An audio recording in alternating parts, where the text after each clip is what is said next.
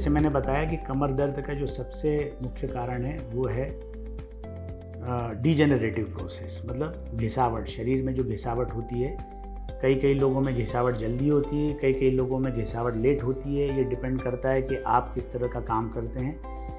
अगर आपके काम में फिज़िकल बेंडिंग, फिज़िकल स्ट्रेन अगर बहुत ज़्यादा है तो आप घिसावट जल्दी होती है, और सेम टाइम आपकी मसल्स भी उतनी स्ट्रांग होती हैं। लेकिन अगर आपकी सीडेंट्री लाइफ है, आपका वेट ज़्यादा है, तो भी वेयर एंड टेयर आपके स्पाइन में ज़्यादा होगा और आपको तकलीफ़ जल्दी आने की संभावना रहती है। दूसरा कारण जो कमर दर्द का अपने देश में है वो है infections, specially tubercular infection, TB जिसको बोलते हैं, वो भी अपने देश में बहुत कॉमन है, जिसके कारण कमर में दर्द होता है। धीरे धीरे ये दर्द बढ़ता है। तीसरा जो कारण हो सकता है वो होता है इन्फ्लेमेटरी कारण, जैसे किसी को आर्थराइटिस है, या और भी दूसरे कारण हैं, कुछ वंशानुगत कारण भी हो सकते हैं जिसके कारण कमर दर्द हो सकता है। चौथा कारण किसी प्रकार का ट्यूमर होना। ये ट्यूमर हड्डी का भी ट्यूमर हो सकता है, नस का भी ट्यूमर हो सकता है, जिसके कारण कमर में दर्द हो सकता है। फिर इसके अलावा भी बहुत अन्य कारण होते हैं, बट ये जो मैं आपको कारण बता रहा हूँ ये सबसे मेन कारण है कमर दर्द के। तो अपन सबसे पहले इसका ट्रीटमेंट क्या किया जा सकता है। तो दो तरह के ट्रीटमेंट होते हैं, एक तो होता है मेडिकल ट्रीटमेंट, एक होता है सर्जिकल ट्रीटमेंट। तो 80% जो पेशेंट्स रहते हैं वो मेडिकल ट्रीटमेंट से ही ठीक हो जाते हैं। मेडिकल ट्रीटमेंट में कुछ दवाइयाँ रहती हैं, फिजियोथेरेपी रहती है, कुछ और दूसरे तरह की मॉडलिटीज़ रहती हैं जिसके द्वारा ट्रीट किया जाता है, और 80% लोग इसी से ठीक हो जाते हैं।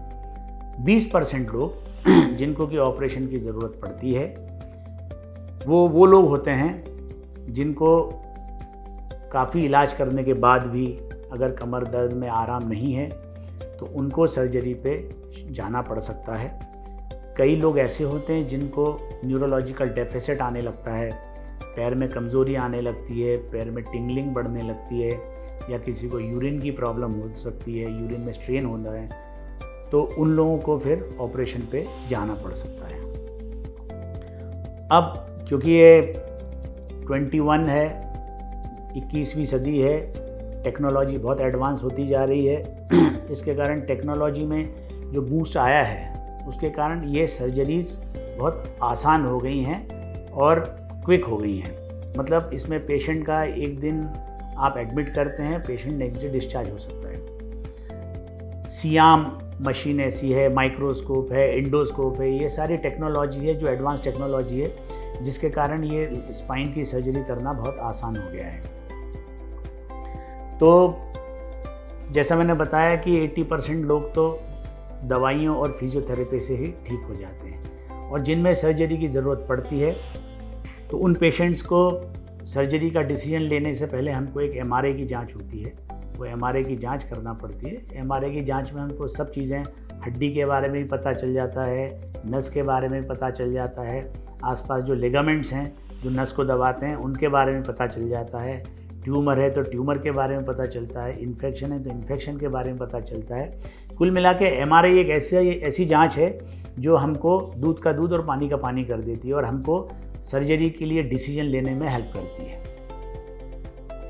उसके अलावा एक्सरे का भी अपना रोल होता है, CT स्कैन का भी अपना रोल होता है, कुछ कुछ बीमारियों में ही इनका रोल होता है, बट अगर MRI करते हैं तो MRI से हमारी बहुत सारी प्रॉब्लम्स सॉल्व हो जाती हैं। तो अब सर्जरी की अगर मैं बात करूं तो सर्जरी में आज का जो ज़माना है उसमें ओपन सर्जरी कम करते हैं लोग, और होना भी चाहिए, क्योंकि जैसे जैसे टेक्नोलॉजी एडवांस हो रही है वैसे वैसे चीज़ें भी बेहतर होती जा रही हैं।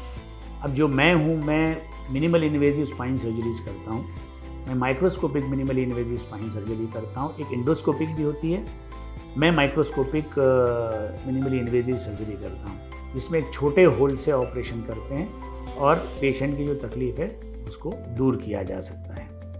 कुछ कुछ बीमारियाँ ऐसी होती हैं जिसमें इंस्ट्रूमेंटेशन की भी ज़रूरत पड़ती है, जैसे जिसमें स्क्रू कसना पड़ते हैं, अंदर डिस्क निकालने के बाद हड्डी को फ्यूज़ करने के लिए केज डालना पड़ती है, तो वो भी सर्जरीज रहती हैं, वो कुछ कुछ बीमारियों के लिए ही वो रहती हैं।